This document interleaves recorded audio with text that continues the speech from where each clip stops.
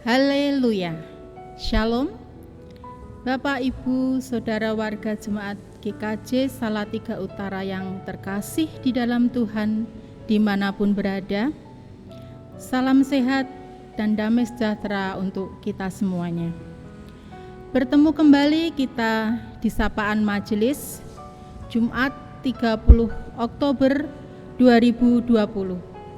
Sebelum kita merenungkan firman Tuhan, mari kita berdoa.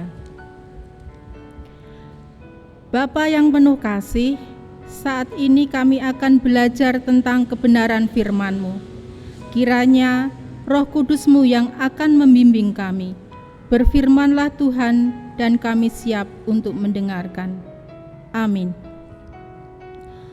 Saudara yang terkasih, bacaan renungan kali ini terambil dari Injil Lukas 13 ayatnya 31 sampai dengan 35, di mana Lembaga Alkitab memberi judul perikop ini, Yesus harus mati di Yerusalem, keluhan terhadap Yerusalem. Sedangkan nats yang akan kita renungkan terambil dari ayat yang ke-34, yang demikian firman Tuhan. Yerusalem, Yerusalem, engkau yang membunuh nabi-nabi dan melempari dengan batu orang-orang yang diutus kepadamu. Berkali-kali aku rindu mengumpulkan anak-anakmu, sama seperti induk ayam mengumpulkan anak-anaknya di bawah sayapnya, tetapi kamu tidak mau. Renungan kali ini saya beri judul, Jangan mengeraskan hati untuk ajaran dan didikan Tuhan. Saudara yang terkasih, kita pernah mendengar tentang kota Yerusalem. Kota Yerusalem adalah sebuah kota suci, di mana di Yerusalem ini berdiri bait suci Allah, dan Yerusalem tempatnya para tokoh-tokoh rohani dan ahli-ahli Taurat. Di Yerusalem, setiap tahun orang datang untuk melakukan perayaan keagamaan. Tentunya, perayaan di situasi ini digambarkan sesuatu bentuk penyembahan yang menyukakan hati. Tetapi ironisnya, bila kita baca di ayat ke-34a, bagaimana Tuhan Yesus mengeluhkan tentang Yerusalem. Yerusalem adalah simbol sebuah kota yang dipenuhi orang-orang yang keras hati, orang-orang yang tak peka akan sindiran, dan orang-orang yang tak mempan akan ajaran Tuhan. Kota yang melambangkan kekerasan hati, yang dari dulu menolak kehadiran nabi-nabi utusan Tuhan dan bahkan membunuhnya. Kota dengan umat pilihan Allah, tetapi justru menolak kasih Allah yang datang untuk menyelamatkan umatnya. Dan kota Yerusalem bagi Tuhan Yesus adalah tempat kematiannya.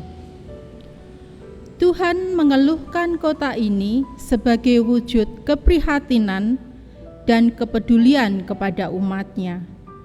Dan keluhan Tuhan merupakan tanda kasih Tuhan kepada umatnya. Saudara yang terkasih, Tuhan mengajarkan dan memberi perintah kepada kita untuk kita hidup di dalam kasih.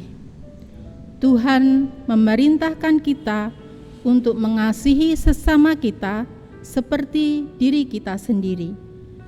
Tetapi apa yang terjadi di kehidupan nyata kita? Kita manusia sering mengabaikan perintah dan ajaran Tuhan tentang kasih ini. Hidup nggugu karepe dhewe. Keluarga diharapkan dan diimpikan sebagai tempat yang aman dan nyaman, dan sebagai tempat perlindungan dan berbagi kasih sayang antara anggota-anggota keluarga. Tetapi Kita sering mendengar berita di televisi, pertikaian di antara anggota-anggota keluarga, sehingga ada anak membunuh orang tuanya atau sebaliknya dikarenakan motif dendam, sakit hati, atau masalah perebutan warisan. Dan juga saat ini yang marak di bumi Indonesia kita tercinta, ujaran-ujaran kebencian yang mengakibatkan kekacauan di mana-mana, juga melibatkan keluarga-keluarga. Saudara yang terkasih, hidup ini singkat. Orang Jawa bilang, wong urip iku mung mampir ngombe. Tak memandang usia, begitu singkatnya dan pasti akan berakhir. Mari, selagi ada kesempatan yang Tuhan berikan kepada kita, kita usahakan untuk kita dan keluarga kita hidup yang benar di hadapan Tuhan, hidup percaya pada Tuhan dan mematuhi perintah-perintahnya dan melaksanakan di dalam kehidupan kita sehari-hari. Jangan mengeraskan hati kita, jangan mengabaikan ajaran Tuhan, jangan hidup seperti orang Yerusalem pada saat itu.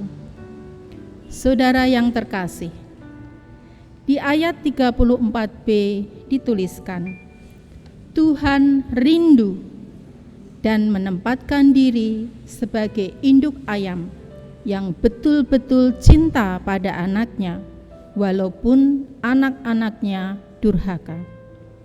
Tuhan memperlihatkan cintanya terhadap umatnya, termasuk terhadap orang-orang yang akan membunuhnya.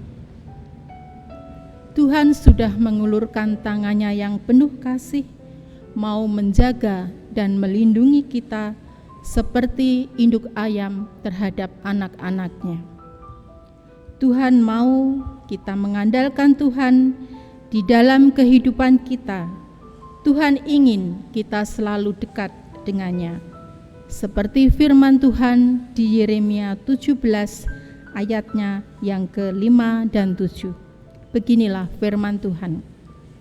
Terkutuklah orang yang mengandalkan manusia, yang mengandalkan kekuatannya sendiri, dan yang hatinya menjauh daripada Tuhan.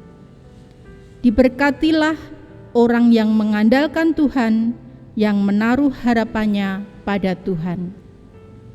Saudara yang terkasih, firman Tuhan di Lukas 13 ayat 34 ini menjadi teguran dan renungan bagi saya dan saudara. Mari kita usahakan hidup kita menyenangkan hati Tuhan dan bukannya menjadi keluhan buat Tuhan. Jadilah teladan bagi keluarga kita masing-masing untuk hidup yang patuh dan taat kepada Tuhan dan mengandalkan Tuhan dalam segala hal. Maka kita akan menemukan kasih dan damai sejahtera yang dari Tuhan. Amin. Mari kita berdoa. Bapa yang Maha Kasih, terima kasih untuk kebenaran firman-Mu yang boleh kami renungkan saat ini. Dengan segala kerendahan hati kami mengakui, kami masih sering mengabaikan perintah-perintah-Mu dan ajaran-Mu. Kami masih sering menyakiti hati-Mu, tetapi Engkau tetap mengasihi kami. Tuhan, kami ingin hidup yang seturut dengan kehendak-Mu, bukan menjadi keluhan untuk-Mu. Oleh karena itu, kami mohon pertolongan Tuhan, agar kami bisa menjalani hidup yang benar sesuai dengan kehendak Tuhan. Bapa di surga, kami juga berdoa dan menyerahkan keluarga-keluarga jemaat di GKJ Salatiga Utara di dalam naungan tangan kasih Tuhan.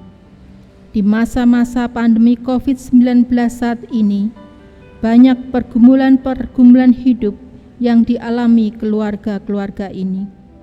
Mari Tuhan, Roh Kudus-Mu sendiri yang akan menjaga dan melindungi keluarga-keluarga ini.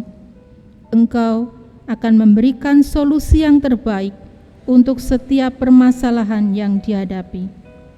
Engkau telah mengajarkan kepada kami untuk mengandalkan-Mu dan menaruh harapan hanya pada Tuhan saja. Ampuni akan segala dosa dan kesalahan kami. Dengarkanlah seruan permohonan doa kami ini, Tuhan. Di dalam Kristus Yesus Juru Selamat kami yang hidup, kami berdoa. Amin. Demikian sapaan kali ini, semoga menjadi berkat bagi kita semuanya. Tuhan Yesus memberkati.